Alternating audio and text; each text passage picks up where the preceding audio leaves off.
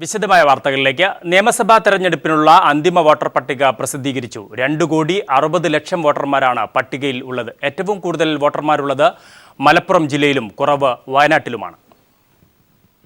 സംസ്ഥാനത്തെ നിയമസഭാ തെരഞ്ഞെടുപ്പിനുള്ള അന്തിമ വോട്ടർ പട്ടികയ്ക്കാണ് അംഗീകാരമായിരിക്കുന്നത്.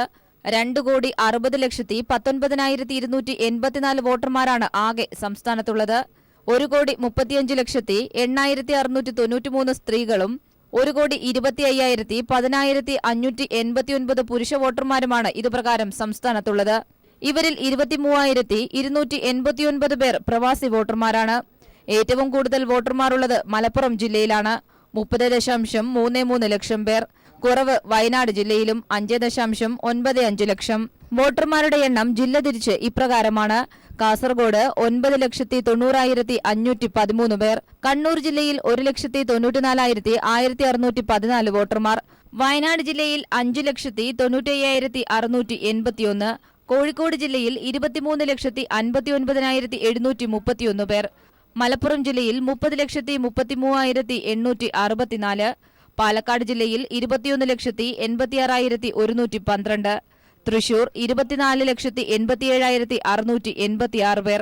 എറണാകുളം ജില്ലയിൽ 24,71,518 പേർ. ഇടുക്കിയിലാകട്ടെ 8,86,133 പേർ. കോട്ടയം ജില്ലയിൽ 15,54,714 പേർ.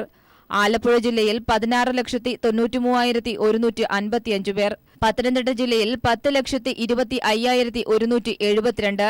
കൊല്ലം ജില്ലയിൽ 20,93,407 പേർ. തിരുവനന്തപുരം ജില്ലയിലാകട്ടെ 26,99,984 പേരുമാണ് വോട്ടർ പട്ടികയിൽ ഇടം പിടിച്ചിരിക്കുന്നത്. News bureau, Thiruvananthapuram. നിയമസഭാ തെരഞ്ഞെടുപ്പിന്റെ ഒരുക്കങ്ങൾ വിലയിരുത്താനായി മുഖ്യ തെരഞ്ഞെടുപ്പ് കമ്മീഷൻ ഡോക്ടർ നസീം സെയ്ദി ഇന്ന് കേരളത്തിലെത്തും. തെരഞ്ഞെടുപ്പ് കമ്മീഷണർമാരായ ഓംപ്രകാശ് റാവത്ത്, AK ജ്യോതി എന്നിവരടക്കം 6 അംഗ സംഘമാണ് ഇന്ന് തിരുവനന്തപുരത്ത് എത്തുന്നത്. സംഘം മെയ് 3 വരെ തലസ്ഥാനത്തുണ്ടാവും. രാഷ്ട്രീയ കക്ഷി പ്രതിനിധികൾ, ചീഫ് സെക്രട്ടറി, മുഖ്യ തെരഞ്ഞെടുപ്പ് ഓഫീസർ, ജില്ലാ കളക്ടർമാർ, ജില്ലാ പോലീസ് മേധാവികൾ, ആഭ്യന്തര സെക്രട്ടറി തുടങ്ങിയവരുമായി കമ്മീഷൻ ചർച്ച നടത്തും.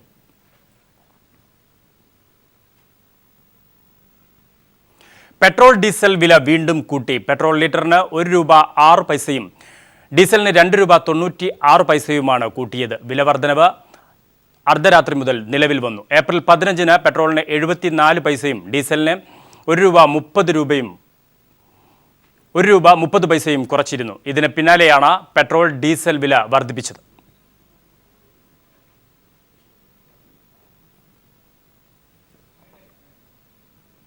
ഇന്ന് ലോക തൊഴിലാളി ദിനം. 8 മണിക്കൂർ ജോലി, 8 മണിക്കൂർ വിനോദം, 8 മണിക്കൂർ വിശ്രമം എന്ന മുദ്രാവാക്യം ചിക്കാഗോ തെരുവീഥികളിൽ അലയടിക്കുമ്പോൾ ഐക്യപ്പെടലിൻ്റെയും പ്രക്ഷോഭത്തിൻ്റെയും വീറുറ്റ പാരമ്പര്യമാണ് മെയ് ദിനം നൽകുന്നത്.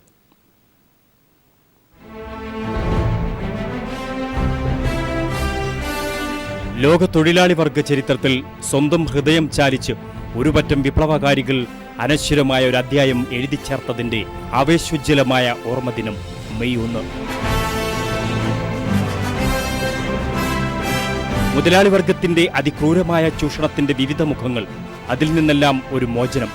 8 മണിക്കൂർ ജോലി, 8 മണിക്കൂർ വിനോദം, 8 മണിക്കൂർ വിശ്രമം എന്ന് ചിക്കാഗോ തെരുവീഥികളിൽ മുഴങ്ങിയ മുദ്രാവാക്യങ്ങൾ ലോകത്തെ ആകെയാണ് പ്രകമ്പനം കൊള്ളിച്ചത്. പിന്നീടിങ്ങോട്ട് ലോക തൊഴിലാളി വർഗം ഒന്നടങ്കം ആ മുദ്രാവാക്യം ഏറ്റുവിളിച്ചു. അടിമകളെപ്പോലെ പണിയെടുത്തിരുന്നവർ അവകാശങ്ങൾക്കായി കാൽച്ചങ്ങലകൾ ഭേദിച്ച് അണിചേർന്നു. അവകാശബോധത്തോടെ തൊഴിലാളി വർഗം നടത്തിയ ത്യാഗനിർഭരമായ പോരാട്ടങ്ങളിലൂടെ അനേകം ജീവനുകൾ ബലിയർപ്പിച്ച് നേടിയെടുത്തതാണ് നമ്മൾ ഇന്ന് അനുഭവിക്കുന്ന തൊഴിലവകാശങ്ങൾ എല്ലാം തന്നെ.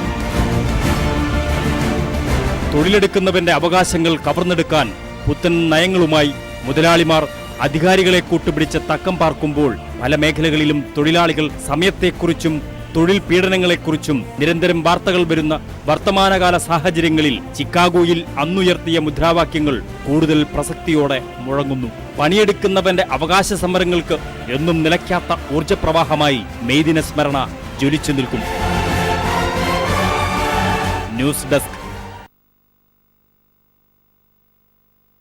UDFും BJPയും തമ്മിലുള്ള ഒത്തുകളിയാണ് കേരളത്തിൽ നടക്കുന്നതെന്ന് CPIM general secretary Sitaram Yechury. നിയമസഭാ തെരഞ്ഞെടുപ്പിൽ BJPക്ക് അക്കൗണ്ട് തുറക്കാനുള്ള സാഹചര്യം ഒരുക്കുകയാണ് UDF. ഇരുകൂട്ടരും തമ്മിൽ പരസ്പര ധാരണയാണെന്നും യെച്ചൂരി ആരോപിച്ചു. പരവൂരിൽ രക്ഷാപ്രവർത്തനത്തിന് തടസ്സം സൃഷ്ടിച്ചിട്ടുള്ള പ്രധാനമന്ത്രിയുടെ സന്ദർശനം പരക്കെ വിമർശിക്കപ്പെട്ടപ്പോഴും മോഡിയെ അഭിനന്ദിക്കുകയാണ് ഉമ്മൻചാണ്ടി ചെയ്തതെന്ന് യെച്ചൂരി ചൂണ്ടിക്കാട്ടി. The Prime Minister coming there immediately after the tragedy was actually commented upon by all the officials, saying that he distracted the rescue operation and relief to be provided to the victims. But your Chief Minister welcomes it, and he welcomes it. Why, we do not know, because I had also chosen not to go there the first day because of precisely that reason. But now it is becoming clear, using this sort of a match fixing, the BJP is trying to enter the Kerala Assembly for the first time. And that is a very dangerous thing for you. You have stopped that from happening. നിരോധനമല്ല, മദ്യലഭ്യതയും ഉപഭോഗവും ഘട്ടം ഘട്ടമായി കുറയ്ക്കുന്ന മദ്യവർജനമാണ് CPIM നയമെന്ന് general secretary Sitaram Yechury പറഞ്ഞു. കൊച്ചിയിൽ സംഘടിപ്പിച്ച പൗരപ്രമുഖരുടെ കൂട്ടായ്മയിൽ പങ്കെടുക്കുകയായിരുന്നു അദ്ദേഹം. അടച്ചുപൂട്ടിയ ബാറുകൾ തുറക്കുമോ എന്ന ചോദ്യത്തിന് മദ്യോപഭോഗം വർദ്ധിപ്പിക്കാൻ കാരണമാകുന്ന ഒരു നടപടിയും LDF സ്വീകരിക്കില്ലെന്ന് യെച്ചൂരി മറുപടി നൽകി. This is our national policy. That is that we will work through policy to try and reduce, sharply reduce. Eliminate I cannot say. That's not maybe humanly, biologically possible. But even if we can, to move towards that, to sharply reduce the impact of liquor on which has very negative effects on this society. So liquor consumption, a sharp reduction in this is our policy direction.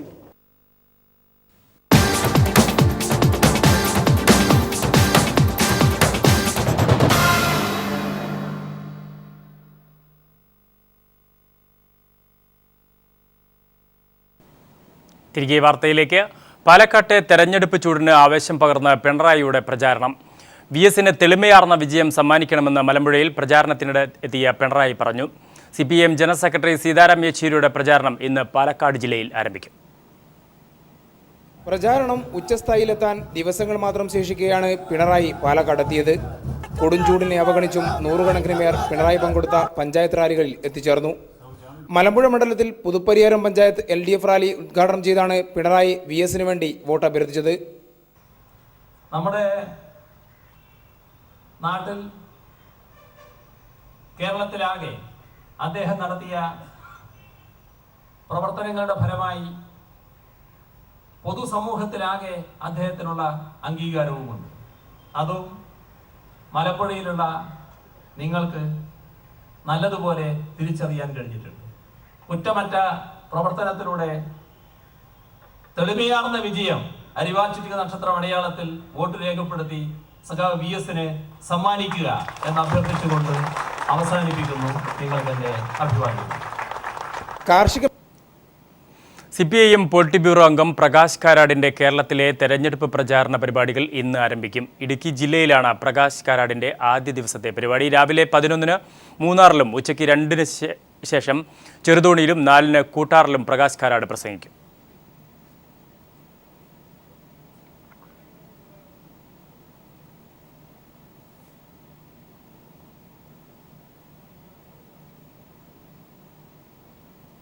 കൊല്ലം മണ്ഡലം സ്ഥാനാർത്ഥി മുകേഷിന്റെ തെരഞ്ഞെടുപ്പ് പ്രചാരണത്തിന്റെ ഭാഗമായി കൊല്ലത്ത് സാംസ്കാരിക കൂട്ടായ്മ സംഘടിപ്പിച്ചു.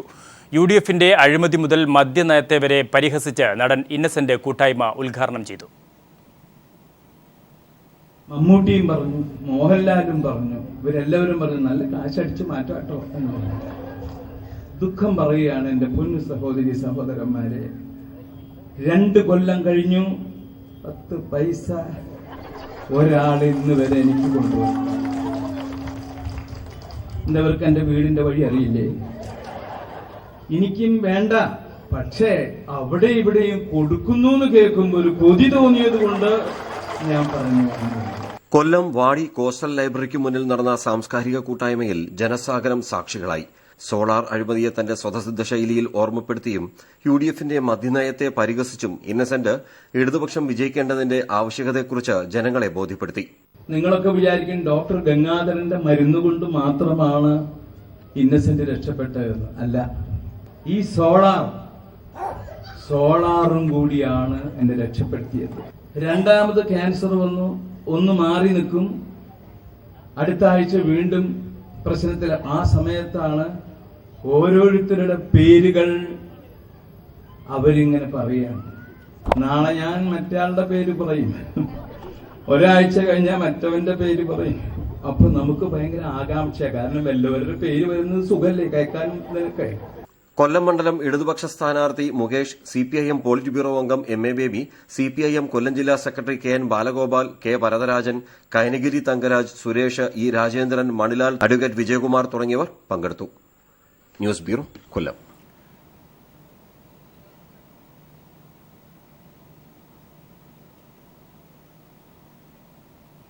വെള്ളറട വില്ലേജ് ഓഫീസ് ആക്രമണം നടത്തിയ പ്രതി പിടിയിൽ. വെള്ളറട സ്വദേശി സാംകുട്ടിയാണ് അടൂരിൽ വെച്ച് പിടിയിലായത്. തിരുവനന്തപുരം വെള്ളറട വില്ലേജ് ഓഫീസിന് തീയിട്ട സംഭവത്തിൽ വെള്ളറട സ്വദേശിയായ സാംകുട്ടിയെയാണ് പോലീസ് പിടികൂടിയത്. ഒളിവിൽ കഴിഞ്ഞിരുന്ന ഇയാളെ പത്തനംതിട്ട അടൂരിൽ നിന്നാണ് അറസ്റ്റ് ചെയ്തത്. ടാപ്പിംഗ് തൊഴിലാളിയായ സാംകുട്ടി തന്റെ 18 സെന്റ് ഭൂമിയുടെ പോക്കുവരവ് ചെയ്യുന്നതിനു വേണ്ടി 3 വർഷമായി നിരവധി തവണ വില്ലേജ് ഓഫീസിൽ കയറിയിറങ്ങിയിരുന്നു. എന്നിട്ടും നടപടിയെടുക്കാൻ വില്ലേജ് ഓഫീസർ തയ്യാറാകാത്തതിലുള്ള വൈരാഗ്യമാണ് പ്രതിയെ ഓഫീസിന് തീയിടാൻ പ്രേരിപ്പിച്ചത്. ഇയാളെ പോലീസ് ചോദ്യം ചെയ്തു വരികയാണ്. ഒരു ബില്ല്, ക്യാഷ് റെസീപ്റ്റിൻ്റെ ഒരു കുറച്ച് കഷ്ണങ്ങൾ കിട്ടി. അതിൽ നിന്ന് മനസ്സിലാക്കുവാൻ കഴിഞ്ഞത് ഇത് നമ്മുടെ പന്നിവിഴ, അടൂരിനടുത്ത് പന്നിവിഴ സർവീസ് കോഓപ്പറേറ്റീവ് ബാങ്കിൻ്റെ ക്യാഷ് ബിൽ റെസീപ്റ്റാണ്. അപ്പോൾ അതിൻ്റെ ഭാഗമായിട്ട് അന്വേഷണം അങ്ങോട്ട് നീളുകയും അവിടെ പോയി അത് അന്വേഷിച്ചു കഴിഞ്ഞപ്പോൾ അതിനകത്ത് ഉള്ള ബില്ല് എന്ന് പറയുന്നത് 9/5/2005 ബില്ലാണെന്നും അത് ഓണത്തിനുള്ള പച്ചക്കറി വാങ്ങിയതിന്റെ ബില്ലാണെന്ന് മനസ്സിലായി. കഴിഞ്ഞ ബുധനാഴ്ചയാണ് പ്രതി വെള്ളറട വില്ലേജ് ഓഫീസിലെത്തി തീയിട്ടത്. ഹെൽമറ്റ് ധരിച്ചെത്തിയ ഇയാൾ രാസവസ്തുക്കൾ ഉപയോഗിച്ച് നടത്തിയ സ്ഫോടനത്തിൽ വില്ലേജ് ഓഫീസർ ഉൾപ്പെടെ 11 പേർക്ക് പരിക്കേറ്റിരുന്നു. മുഖത്ത് ഗുരുതരമായി പൊള്ളലേറ്റ village assistant Venugopal Thiruvananthapuram medical college ആശുപത്രിയിൽ ചികിത്സയിലാണ്. വില്ലേജ് ഓഫീസിലെ കമ്പ്യൂട്ടറുകളും ഫയലുകളും രേഖകളുമെല്ലാം തീപിടുത്തത്തിൽ കത്തി നശിച്ചിരുന്നു. ആക്രമണത്തിന് ശേഷം തമിഴ്നാട് ഭാഗത്തേക്ക് പ്രതി ബൈക്കിൽ രക്ഷപ്പെടുകയായിരുന്നു. News bureau, Thiruvananthapuram. ഏകീകൃത മെഡിക്കൽ പ്രവേശന പരീക്ഷയുടെ ആദ്യഘട്ടം ഇന്ന് നടക്കും. രാവിലെ 10 മണിക്കാണ് പരീക്ഷ ആരംഭിക്കുക. രാവിലെ 7:30 മുതൽ വിദ്യാർത്ഥികൾ കേന്ദ്രങ്ങളിൽ എത്തണമെന്നാണ് നിർദ്ദേശം. 1040 കേന്ദ്രങ്ങളിലായി 6.67 ലക്ഷത്തോളം വിദ്യാർത്ഥികളാണ് രാജ്യത്തൊട്ടാകെയായി പരീക്ഷ എഴുതുന്നത്. സംസ്ഥാനത്തും വിവിധ കേന്ദ്രങ്ങളിലുമായി പരീക്ഷ നടക്കും. പല സംസ്ഥാനങ്ങളുടെയും വിയോജിപ്പ് നിലനിൽക്കുന്ന സാഹചര്യത്തിലാണ് നീറ്റ് പരീക്ഷ നടക്കുന്നത്. അഗസ്റ്റ വെസ്റ്റ്ലാൻഡ് അഴിമതി കേസിൽ മുൻ പ്രതിരോധ മന്ത്രി AK ആന്റണി കുരുക്കിലേക്ക്. കേസ് അന്വേഷിക്കുന്ന CBIയും എൻഫോഴ്സ്മെന്റ് ഡയറക്ടറേറ്റും ആന്റണിയെ ചോദ്യം ചെയ്യും. പ്രതിരോധ മന്ത്രാലയം രൂപീകരിച്ച പ്രത്യേക അന്വേഷണ സംഘം ആന്റണിയുടെ പങ്ക് സംബന്ധിച്ച തെളിവ് ശേഖരിച്ചു. മുൻ വ്യോമസേനാ തലവൻ SP ത്യാഗിക്ക് ചോദ്യം ചെയ്യലിന് ഹാജരാവാൻ എൻഫോഴ്സ്മെന്റും CBIയും നോട്ടീസ് അയച്ചു. കോടിക്കണക്കിന് രൂപയുടെ അഴിമതി നടന്ന അഗസ്റ്റ വെസ്റ്റ്ലാൻഡ് അഴിമതി കേസിൽ മുൻ പ്രതിരോധ മന്ത്രി AK ആന്റണിയുടെ ഇടപെടലിനെ സംബന്ധിച്ചാണ് പ്രതിരോധ മന്ത്രാലയത്തിന്റെ പ്രത്യേക അന്വേഷണ സംഘം പരിശോധന നടത്തുന്നത്. ഇടപാട് നടന്ന സമയത്തുള്ള മന്ത്രാലയത്തിന്റെ നിരവധി പേജുകളുള്ള 40 രേഖകളാണ് സംഘം പരിശോധിക്കുന്നത്. അന്വേഷണത്തിൽ CBIയെയും എൻഫോഴ്സ്മെന്റ് ഡയറക്ടറേറ്റിനെയും സഹായിക്കാനാണ് പ്രതിരോധ മന്ത്രി മനോഹർ പരീക്കറിന്റെ നിർദ്ദേശപ്രകാരം മന്ത്രാലയത്തിലെ ഉന്നത ഉദ്യോഗസ്ഥർ ഉൾപ്പെടുന്ന പ്രത്യേക അന്വേഷണ സംഘം രൂപീകരിച്ചത്. 2012 അഴിമതി നടന്നുവെന്ന് കണ്ടെത്തിയിട്ടും ഉടൻ കരാർ റദ്ദാക്കാൻ അന്നത്തെ പ്രതിരോധ മന്ത്രാലയം തയ്യാറായില്ല. അഴിമതി വ്യക്തമായതിനു ശേഷവും 3 ഹെലികോപ്റ്ററുകൾ ഇവരിൽ നിന്നും വാങ്ങി. 2014 മാത്രമാണ് കരാർ റദ്ദാക്കിയത്. അഴിമതി നടന്നുവെന്ന് AK ആന്റണി തന്നെ സ്ഥിരീകരിച്ചിട്ടും കേസ് CBIയെ ഏൽപ്പിക്കുന്നതിൽ കാലതാമസം വരുത്തി. ഫിൻമെക്കാനിക്കയുടെ ചെയർമാനായ ഗസിപ്പോ ഒറേസി അറസ്റ്റിലായതിനു ശേഷം മാത്രമാണ് കേസ് CBIക്ക് കൈമാറിയത്. വൻ സാമ്പത്തിക കുറ്റകൃത്യം നടന്നതായി ശ്രദ്ധയിൽപ്പെട്ടിട്ടും UPA സർക്കാർ വിഷയം എൻഫോഴ്സ്മെന്റ് ഡയറക്ടറേറ്റിനെ അറിയിച്ചില്ല. ഇത്തരത്തിൽ അന്നത്തെ പ്രതിരോധ മന്ത്രി AK ആന്റണിയും UPA സർക്കാരും സംശയാസ്പദമായ ഇടപെടൽ നടത്തിയതിനാണ് പ്രതിരോധ മന്ത്രാലയത്തിന്റെ അന്വേഷണ സംഘം തെളിവുകൾ ശേഖരിക്കുന്നത്. അന്വേഷണ സംഘം നൽകുന്ന തെളിവുകളുടെ അടിസ്ഥാനത്തിൽ സാങ്കേതിക പ്രശ്നങ്ങൾ നീക്കിയതിനു ശേഷം ആന്റണിയെ CBIയും എൻഫോഴ്സ്മെന്റ് ഡയറക്ടറേറ്റും ചോദ്യം ചെയ്യും. തെളിവുണ്ടെങ്കിൽ നടപടിയെടുക്കാൻ എന്തിനാണ് വൈകുന്നതെന്ന് AK ആന്റണി പ്രതികരിച്ചു.